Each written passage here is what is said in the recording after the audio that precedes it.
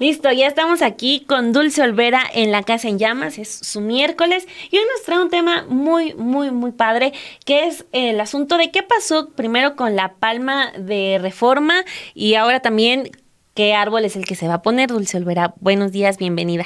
Hola, buenos días Daniela, buenos días a todos, todas. Sí, estaba pensando que a la fuente ambiental siempre se le suele criticar porque solo hablamos de arbolitos. Y ahora literalmente vamos a hablar de arbolitos, Daniela. Pero no cualquiera. Comentemos el estereotipo, tú no te preocupes. Sí, no cualquier arbolitos. Pues como ustedes saben, el gobierno de la Ciudad de México nos ha dado la oportunidad hasta el 8 de mayo, tanto a los capitalinos, pero también a cualquier habitante de aquí del país, de escoger qué árbol va a sustituir a esta palma de la glorieta que murió, entre otras cosas, por un hongo. Esta es una especie que no era nativa y bueno, murió por este hongo. La palma, como ya ha informado el gobierno de la Ciudad de México, es originaria de las Islas Canarias, que están allá en España. Pero yo escuchaba en un podcast que hace 100 años el entonces presidente Álvaro Obregón decidió sembrar varias palmas a lo largo de la Ciudad de México, incluyendo la icónica Avenida Reforma, porque le recordaba las palmas que él veía en su natal Sonora. Órale. Y esto pues obviando que no era una especie nativa. Y aún así estas palmas pues se han ido adaptando a las condiciones climáticas particulares de la Ciudad de México, su altura, su clima, etcétera. Nada más para recordarle a la audiencia cuáles son las opciones que nos da el gobierno de la Ciudad de México para sustituir a esta palma. Sería otra palma, una jacaranda, que también ya se ha dicho mucho de este árbol porque fue una donación de Japón y ahora pues se embellece con su color cada temporada de primavera. También tenemos la opción de un sicomoro, una ceiba, un fresno, un árbol de la manita o un ahuehuete. Y antes de avanzar, ¿tú por cuál votaste? Yo voté sin pensarlo por el ahuehuete. Es que, o sea, la jacaranda me gusta mucho, pero digamos, ya está en todo Reforma. Entonces, pues uno en medio, no sé, además, pues sí, a lo mejor me va a ver muy mala onda con las jacarandas, pero solo florecen una vez al año.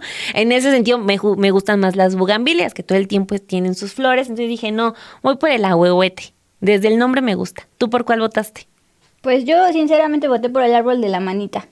¿Por qué? ¿Por Porque qué? es una de las especies que sí son nativas de la región y porque a diferencia de los otros árboles casi no hay en la Ciudad de México y en otras partes y es de los pocos que florecen. Sinceramente ignoro si florece nada más en primavera como la jacaranda, pero me parece muy particular. Sin embargo, nosotros hablamos con la Casa Centley, que es una asociación que se especializa en la época prehispánica, y ellos nos explicaron por qué el ahuehuete, así como tú votaste, es no la mejor opción, pero sí la más recomendable para la región en la que se planea poner, que es la Avenida Reforma.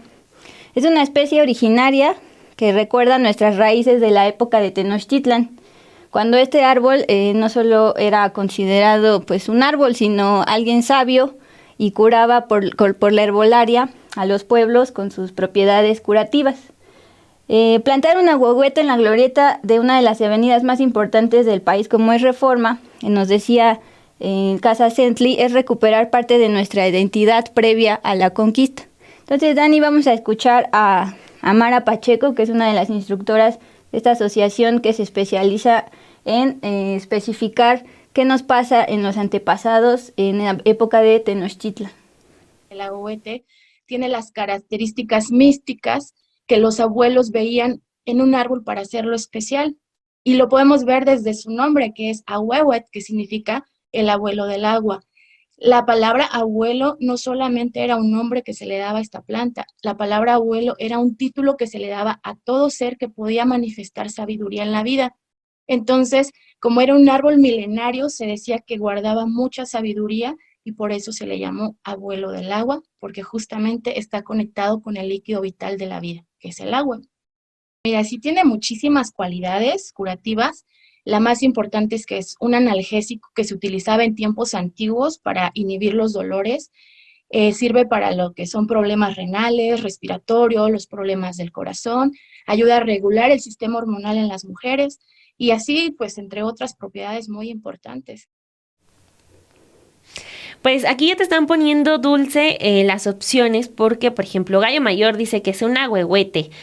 Vero también dice ahuehuete. ¿Quién más por acá nos estaba poniendo? Gali Juárez también votó por el ahuehuete. O sea, de hecho es el que va ganando, Sí, ¿no? ayer revisaba y Ujú. hasta la fecha es lo que va ganando. Todavía tenemos hasta el domingo 8. Hasta el domingo 8 en Pues la página del escójanle. gobierno de la Ciudad de México, ¿no? Sí, a ver si pueden ponerle el link para que escojan y vean el árbol de la manita, que yo insisto, votar por él. Estábamos viendo las fotos y se ve como exótico. Yo no lo he visto, pero pues si dices que tiene buenas características, pues también sería opción. Pero va ganando el ahuehuete, Dulce, tienes que aceptarlo. Sí, y claro que es muy importante no solo que sean nativos, sino lo que nos comentan aquí, que nos recuerda en nuestras raíces como identidad de mexicanos antes de la conquista y lo que implicaba para los pueblos de Tenochtitlan. Entonces vamos a seguir escuchando esta charla que tuvimos con Mara. El gobierno también destaca que el ahuehuete puede vivir hasta 3000 años. Actualmente en la Ciudad de México, también cuéntenos si en ciudades de sus estados lo ven, pero aquí hay en el bosque de Chapultepec, justamente gracias al poeta y arquitecto Nezahualcóyotl. También los podemos ver en Xochimilco, en Azcapotzalco al norte y también en la glorieta de la Diana Cazadora.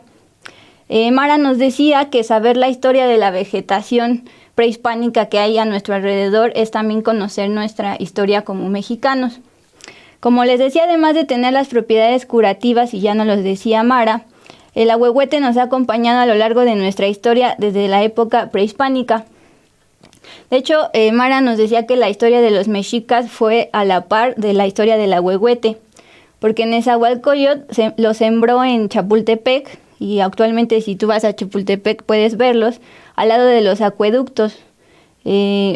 Después esta orden fue después de ganarle a los tepanecas en una batalla para que pudieran establecerse los aztecas en el México Tenochtitlan, una región con agua, y por eso era tan demandada por los diferentes pueblos.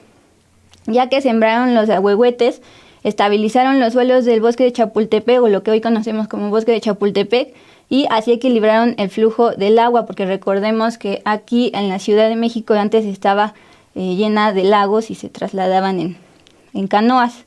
Bueno, pues vamos a escuchar cómo nuestra historia es muy a la par de la historia de la vegetación que nos rodea. Si nos vamos a retroceder un poco el tiempo y vamos al tiempo en donde todavía no existía la Ciudad de México Tenochtitlan, y recordamos aquel grupo nómada llamado Azteca que vino desde el norte peregrinando en busca de la tierra prometida, el primer lugar a donde ellos llegaron fue a Chapultepec, y ellos se maravillaron al ver que era un lugar con mucha agua, pues ellos venían de unas zonas muy áridas. Aparte, pues el agua representa la vida y por lo tanto hay vegetación. Entonces ellos deciden quedarse en aquel lugar, pero resulta que ya estaba ocupado por los tepanecas y ellos no permitieron que los aztecas se establecieran en aquel lugar. Entonces tuvieron que irse y seguir con esa peregrinación hasta que llegaron a las 5 lagunas en la que se fundó la Ciudad de México Tenochtitlan posteriormente. Pero estas personas se encuentran con dos problemas muy graves. Uno de ellos es que sus lagunas pues no tenían agua potable, y la única agua potable que había era justamente en Chapultepec. Entonces son sometidos al yugo también de los tepanecas y son obligados a entregar tributos muy altos. Entonces la vida que ellos llevaban pues no era muy buena. Deciden unirse con el pueblo de Texcoco para luchar contra los tepanecas y ganan la batalla y se quedan con el territorio de Chapultepec. Entonces, ese lugar lo dejan como un lugar sagrado, un lugar ceremonial. Le entregan la encomienda a Nezahualcóyotl, que era un gran arquitecto, que construye en ese lugar los famosos acueductos que llevaría el agua potable a la ciudad de Tenochtitlan. Pero también se le encomienda el crear hermosos jardines que pudieran representar la victoria que tuvo los mexicas. Entonces, al diseñar estos jardines, piensa en un árbol que tenga las cualidades para poder vivir en esa hábitat, que si recordamos, pues antes México estaba situado en una laguna, era una zona muy lacustre y necesitaba pues naturaleza que se pudiera adaptar a ese entorno, y pues cuál más que el ahuehuete, ¿no? Que es un árbol acuático. Entonces, Nezahualcóyotl decide sembrar inicialmente en Chapultepec bastantes árboles de ahuehuete, y estos árboles servirían para dos cosas. Una, para poder estabilizar los suelos que como eran muy lacustres, evitaban los deslaves por el agua y a la vez sus raíces podían permitir que el agua pudiera fluir a través de ellas y el agua no sufriera alguna alteración o desvíos. Ahí está, Dani, recordar un poco de nuestra historia, nuestra identidad prehispánica y la relación con los árboles, en particular el ahuehuete que ahora va ganando en esta encuesta. Y ya por último también, cómo también influyó en la época de la conquista. Todos recuerdan el concepto del árbol de la noche triste, como después de que Hernán Cortés perdió una batalla con los mexicas, se dice que fue a llorar a un árbol y se le dice el árbol de la noche triste, y curiosamente era un ahuehuete. Entonces vamos a escuchar a Mara. Después viene lo que es la conquista española, y en la conquista se enfrentan en la primera batalla con Hernán Cortés. La ganan los mexicas, Cortés sale huyendo, y al huir se detiene bajo un árbol de ahuehuete y se pone a llorar por su derrota, y por eso se le llama la noche triste. Y el ahuehuete ha sido una de las plantas más emblemáticas en toda la historia de México. Y el poder poner un árbol como ese en un lugar tan importante de la ciudad, que es la Avenida de la Palma, representa nuestra identidad, nuestra historia, nuestra fortaleza y sobre todo nuestras victorias como mexicanos.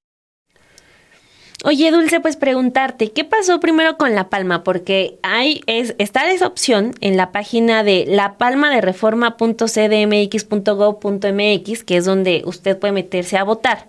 Está la opción de la palma canaria, de volver a poner la palma ahí, y tiene también bastantes votos, digamos, sería como la que va en segundo lugar para volver a ocupar, digamos, la glorieta de Reforma.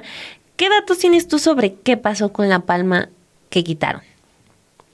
Es la nostalgia por la palma, yo creo, ¿no? Más allá de los datos de por qué es más recomendable cierta especie. Quizás sí. Pues es que hasta el nombre, ¿no? Siempre es, la glorieta de la palma, ahí te das vuelta en la glorieta de la palma. Pues. Sí, pero el mismo gobierno de la ciudad ha dicho que el árbol que gane se va a cambiar el nombre de la glorieta, y también tendría que cambiarse el nombre de la estación del Metrobús que está ahí al lado, que también es Exacto, la también, Palma. Ajá.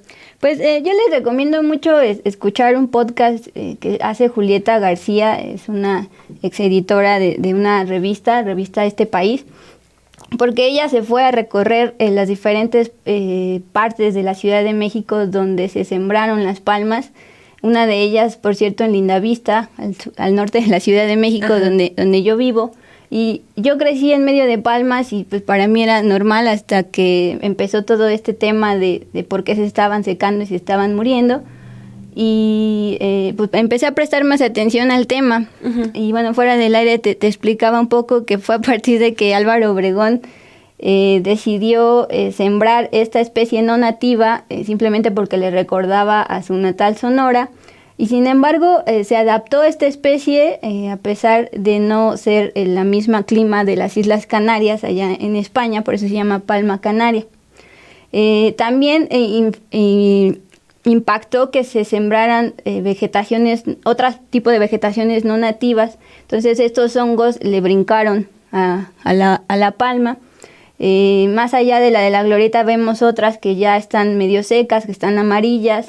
Y aparte del hongo, pues también la falta de lluvia, los niveles de precipitación en los últimos años en la Ciudad de México no han sido los deseables para que se pueda regar naturalmente, y entonces el regado artificial no ha sido suficiente para la mayoría de las palmas, pero en particular esta fue el hongo. Entonces pues yo invito a la audiencia a fijarse un poco más cuando vaya en el Metrobús o en el auto, en la bici, aquí y en otras partes del país, para revisar si ya están amarillas esas palmas, y bueno, ella es señal de que podrían morir si no se les da el mantenimiento necesario con este regado artificial ante la falta de lluvias, Dani.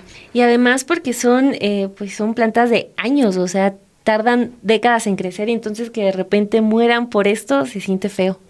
Sí, yo rescataba que el ahuehuete dura hasta 3,000 años, pero de aquí a que se siembre, crezca, pues nosotros ya no vamos a estar, Dani. Pero es un buen regalo para las siguientes generaciones. Y me gusta cómo suena la glorieta del ahuehuete. Sí, es lo que yo le preguntaba a Mara, imagínate, si gana el Ahuehuete ya no se va a llamar Glorieta de la Palma, sino Glorieta del Ahuehuete, y ahora vamos a saber que no solo es una especie nativa, sino todo lo que tiene detrás de nuestros antepasados. Y van a sufrir los extranjeros que vengan, de por sí ya batallan con los nombres acá, y cuando le quieras decir, te das vuelta en la Glorieta del Ahuehuete, van a explotar. Que aprendan un poco de español y de mexica. Exacto. Mira, vamos por último, si te parece, a revisar cómo están las votaciones acá en la palma de reforma.cdmx. Pues el Ahuehuete lleva 7,864 votos. 71,000. 71,000, ajá, 71,864 votos. Excelente. La Palma Canaria está en segundo lugar con 66,653 votos. En tercer lugar estaría la Jacaranda con 22,000 votos. Y ya después toca la Ceiba. La Ceiba, una que también ceiba. es nativa. ¿También? Sí. Ok, bueno, el pues. Fresno. Pero mira, si estamos hablando de la Ceiba que va en cuarto lugar con 10,000 votos, pues el Ahuehuete con 71,000, sí ya le quedó bastante lejecitos. Sí, pero yo aprovecho el espacio para invitar a que voten por el árbol de la manita. Todavía tiene esperanzas. ¿Vas a comprar votos como priista? No, estoy invitando. ¿Y la audiencia por dónde va? A ver, déjame meto al chat. Sí, recuerden que no solo es la Ciudad de México, pueden votar todos. Desde cualquier estado. Sí, mira, Sondra Galcar dice, no hay árboles más bonitos, la jacaranda es súper linda. Marianoa dice que ella va por la Ceiba. ¿Qué más? Alberto Osorio dice también que se llame la Glorieta del Ahuehuete. Man on Fire dice que un cactus, que porque esos no necesitan agua. Imagínate cómo se vería un cactus en la Glorieta. Ay, bueno, los cactus cuando ya se riegan sí florecen, se vería lindo. También podría ser. Y también es muy simbólico de la época prehispánica. Ahí está. Mira, Jerry Huerta dice, suena mucho mejor la Glorieta de la Manita. Ah, muy bien. Bueno, ya armen su club de fans de la Manita que, pues no, ya se quedó muy atrás, 8,300 votos. No, yo tengo esperanzas. Tenemos hasta el domingo. Hasta el domingo. Bueno, pues ahí todos los que quieran Manita, pues métanse a votar como bots ahí, porque de hecho estoy viendo que puedo volver a votar, yo ya voté. No mandes a... No seas priista, por favor. Ok, no, me gana lo mexiquense, ya sabes. Pues Dulce, muchísimas gracias por haber estado aquí en Café y Noticias, de verdad, muchas gracias y por esta información que estuvo muy interesante. Pues ahora sí hablamos de arbolitos y la próxima semana hablemos de otros temas de crisis climática. Nos vemos el otro miércoles en Casa en Llamas.